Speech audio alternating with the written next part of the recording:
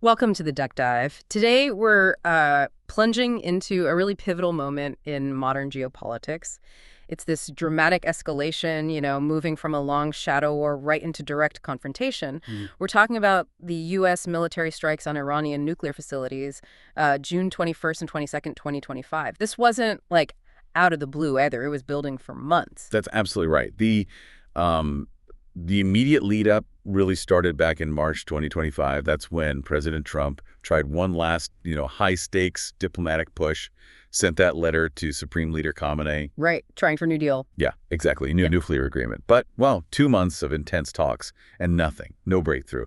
And then things got pretty formal on June 12th. The IAEA, the International Atomic Energy Agency, they declared Iran was in breach of its non-proliferation obligations. And that IAEA declaration was really the critical trigger, wasn't it? Because the very next day, June 13th, that's when Israel launched its own major air campaign against Iran. Yeah, hitting military leaders, scientists, key infrastructure. Kicked off a 9-day war between them. And then June 21st, the U.S. steps in directly. The framing was, supporting an ally, eliminating an imminent threat. And right after those strikes, President Trump went on national television. His claim was, totally unequivocal. He called the strikes a spectacular military success, said they completely and totally obliterated Iran's key nuclear sites. So our mission today for you is to really unpack all this. What were the strategic goals behind that very powerful rhetoric from President Trump? What kind of incredible technology allowed the U.S. to pull off these, incredibly high-risk strikes with what looked like impunity? And maybe the biggest question now, what options does Iran actually have left to retaliate? What are the real risks of this spiraling into a much wider regional war? Exactly. We want to give you a nuanced look at whether this was really a decisive strategic win or maybe actually a massive gamble. Okay, so let's start with the president's words, that communication strategy. Yeah. Because like you said, his address on the 21st and 22nd, that was way more than just an announcement. Oh, absolutely. It felt very deliberate, like a tool of statecraft, information warfare almost. Definitely. Look how quickly the administration built this narrative of just absolute military success. Phrases like spectacular military success, completely and totally obliterated. That wasn't just talk. It was designed to project overwhelming U.S. power. Right, to shock the Iranian leadership, maybe make them think, resisting is pointless. Exactly. Induce psychological shock. And they didn't waste any time leveraging that narrative either. It immediately turned into this really stark ultimatum, coercive diplomacy 101. That choice. Peace or tragedy. Great. There will be either peace or there will be tragedy for Iran far greater than we have witnessed over the last 8 days. And he backed it up with a very real threat, didn't he? Explicitly warning, many targets left that could be hit with precision, speed, and skill in just a matter of minutes. Wow. So who was that message really for? It feels like it was tailored. Oh, absolutely. Meticulously tailored, I'd say, for 4 key audiences. First, obviously, the Iranian regime. That was the main target for the coercion. And it was pretty blunt stuff. Incredibly blunt psychological warfare. Warnings like immediately evacuate Tehran. Claims about knowing exactly where the supreme leader was hiding, even adding, he is an easy target, but is safe there. We are not going to take him out, kill. At least not for now. Just designed to sow fear, maybe division within the leadership. Okay, so Iran first. Who else? Then the American public, especially his America First base. Now, this was tricky politically, right, given his whole stance against forever wars. Yeah, how do you square that circle? Well, they framed it not as starting a new war, but as a swift, limited, decisive action to prevent a much worse future war with a nuclear Iran.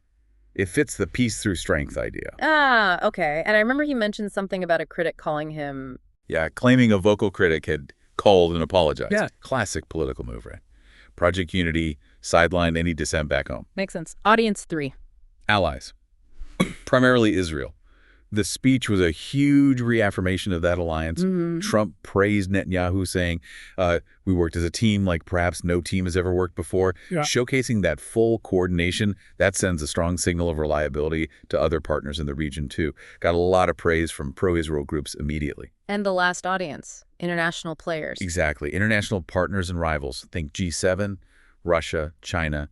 The message there was pure, unambiguous American military supremacy, saying there's no military in the world that could have done what we did tonight, not even close. Just reinforcing U.S. leadership, warning off potential challengers. Precisely. But alongside all that strategic signaling, there was also that crucial domestic piece, building the justification. Ah, yeah, the legal and political side. Mhm. The rhetoric constantly framed Iran as the world's #1 state sponsor of terror, recounted past attacks on Americans. The administration specifically brought up those roadside bombs, describing them quite graphically as blowing off their arms, blowing off their legs. Wow. Very visceral. Very. It's meant to evoke a strong emotional response, justify the strikes as preemption, self-defense, absolutely crucial for the debate back home about the authority to use force. Okay, so we've unpacked the narrative, the powerful words, but the big question for a lot of people is how? How do they actually do it, hitting these heavily fortified targets with seemingly no real challenge? Yeah, that's the million-dollar question, isn't it? And Yeah. it really comes down to technology, especially for that Fordo strike, the one buried deep underground, that relied almost entirely on this unique combination, something really only the U.S. has. The Northrop Grumman B-2 Spirit stealth bomber, paired with the GBU-57 massive ordnance penetrator, the MOP. It wasn't just about having advanced weapons. It was this specific synergy. That's what let them hit targets everyone thought were basically untouchable. It's a level of conventional power no one else can match right now. So let's talk about the B-2 Spirit first. That plane is legendary, but what makes it so good for this kind of mission, getting past heavy defenses? It's built for it. That iconic flying wing design, the special materials, the radar-absorbent coatings, it all adds up to low observability, stealth. Meaning it's hard to see on radar. Incredibly hard. Yeah. Its radar cross-section is tiny. We're talking detection time dropping from minutes down to maybe just seconds, almost impossible to intercept. Plus, it has that intercontinental range. Flies from Missouri, hits anywhere, refuels in the air, comes back. And the payload capacity is huge. It can carry 2 of those massive GBU-57s. Okay, and the GBU-57 MOP itself, you called it massive. Oh, it is. It's a 30,000-pound bomb. Yeah. GPS-guided. A bunker buster designed to penetrate, get this, up to 200 feet of reinforced concrete. 200 feet, that's insane. It is. And Fordo, buried maybe 80 to 90 meters deep. So, close to 300 feet down. Only the U.S. uses the MOP, and only the B-2 can carry it. Reports suggest they drop maybe 6 of them, one after another, boom, boom, boom, to literally drill down through all that rock and concrete. But even with a stealth bomber like the B-2, you can't just fly in alone against a country like Iran, right? You need help clearing the way. Absolutely right. Stealth isn't an invisibility cloak. You need a whole support package. Yeah. And that's where the 5th-generation fighters come in the F-22 Raptor and the F-35 Lightning II. Okay, what do they do? The F-22 Raptor, that's your air dominance fighter. First shot, first kill. It's stealthy. It can supercruise, fly supersonic without guzzling fuel on afterburners. It's super maneuverable, and its sensors let it see and shoot down enemy fighters long before they even know it's there. Carries its missiles inside to stay stealthy. Okay, so the F-22 handles enemy planes. What about the F-35? You called it a quarterback earlier. Exactly. Think of the F-35 Lightning II as the quarterback in the sky. It's a flying sensor hub, basically. Its job is sea dead suppression and air destruction of enemy air defenses. Ah, taking out the radar and missiles on the ground. Precisely. It uses its own stealth and amazing sensors like its advanced AESA radar and this 360-degree optical system to find enemy radars and missile launchers without giving away its own position. Then it can either, destroy them with bombs or jam them electronically, effectively blinding Iran's air defense system of their IAEA so the B-2s have a clear path. Incredible coordination, and all this was aimed at 3 main sites. 3 primary targets, yeah. Chosen specifically to cripple the most critical, hardest-to-replace parts of Iran's nuclear fuel cycle. First, Fordo, Qom, the deepest one, inside a mountain. Hitting that was huge, symbolically and practically. And the others? Then Natanz, that's Iran's main enrichment plant, southeast of Tehran. Tens of thousands of centrifuges there. They'd even started digging new tunnels deep into a nearby mountain. That one, plus the Isfahan site, got hit by Tomahawk cruise missiles. Tomahawks. Launched from where? Likely from submerged U.S. Navy submarines. Standoff precision strikes, Natanz and Isfahan. And Isfahan, what's there? Isfahan Nuclear Technology Center. That's the heart of their R&D. Research reactors, labs, and crucially, the uranium conversion facility, the UCF. That's where they turn uranium ore into the gas needed for enrichment.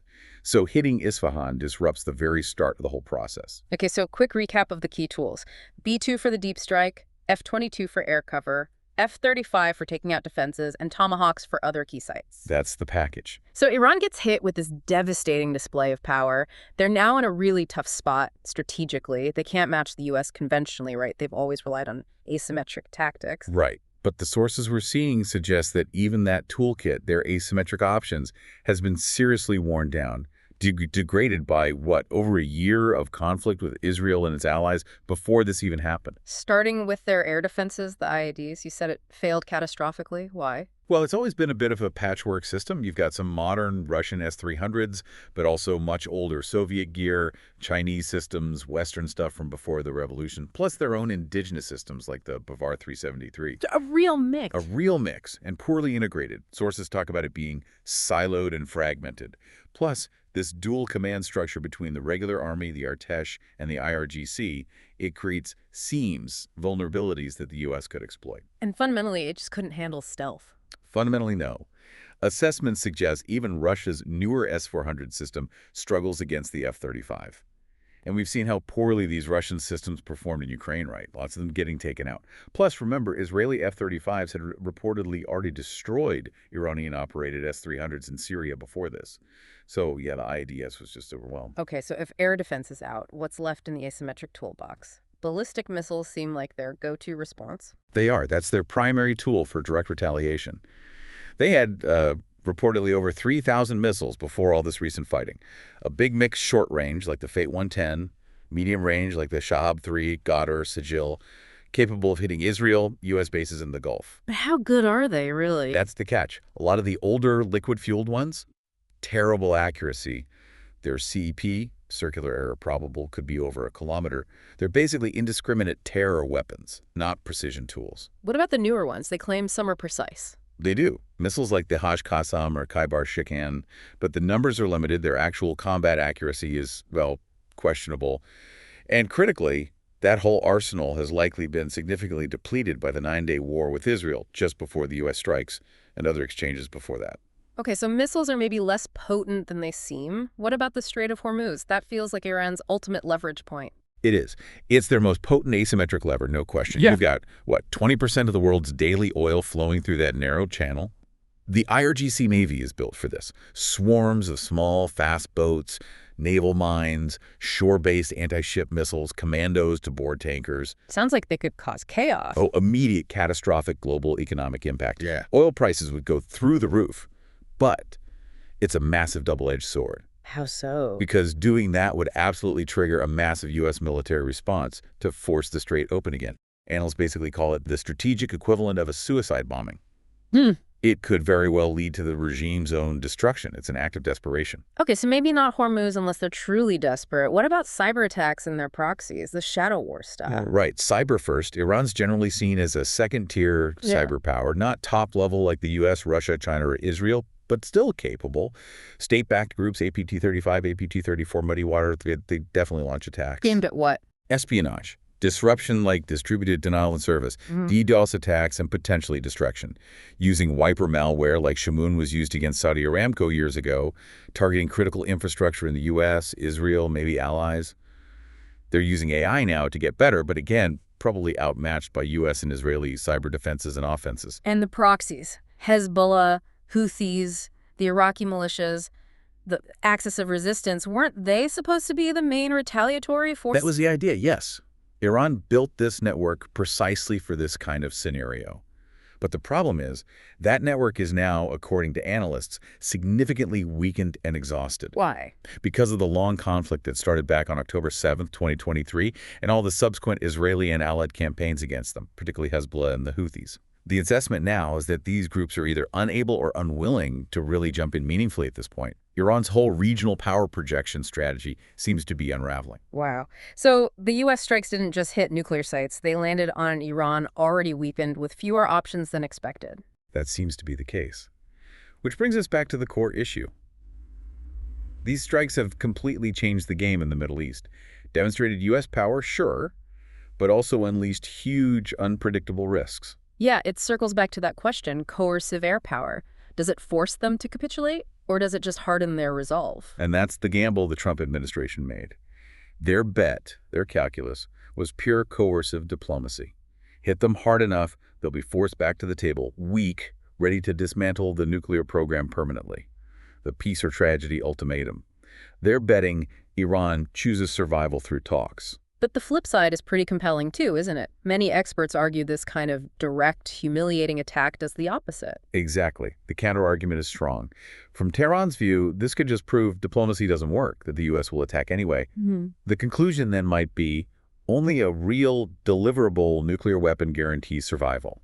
So you set the program back now, maybe? But you strengthen the political will to get the bomb, maybe secretly, maybe faster. Precisely. Yeah. Creating the very threat you tried to stop.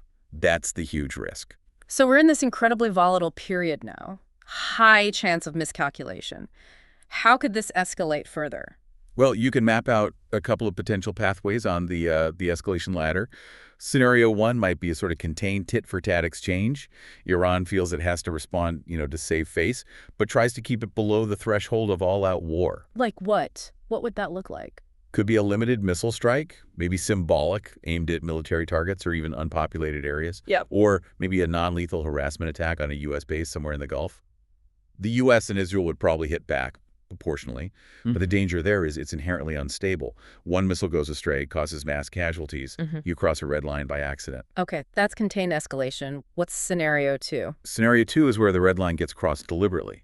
If Iran feels truly backed into a corner, existentially threatened, they might go for something that inflicts shocking pain. It could be a large-scale missile or drone attack hitting a major U.S. base in the Gulf of Bahrain, Qatar causing significant American casualties, or a real attempt to close the Strait of Hormuz, leading to direct shooting between the U.S. Navy and the IRGC. Or something else. Or activating those sleeper cells.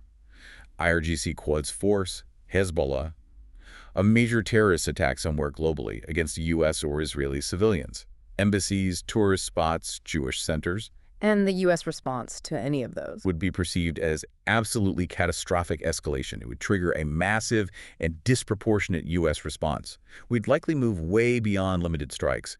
Think a sustained, comprehensive air campaign, targeting Iranian military command, remaining strategic assets, maybe even the regime leadership itself. That's the path that leads straight to a massive, prolonged regional war. So let's try and sum this up. The U.S. strikes showed incredible military capability, showed they're willing to use force on the nuclear issue.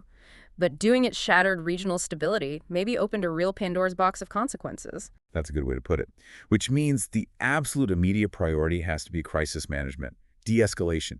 You need clear, quiet, reliable back channels to Tehran, probably through Oman, maybe Qatar. Why? What's the goal of those channels? Two things, mainly. One, clearly communicate U.S. red lines, intentions, so there's no disastrous miscalculation. Two, give Tehran a way out, a diplomatic off-ramp, so they can de-escalate without feeling totally humiliated. And looking longer term, can military force alone solve this? Almost certainly not.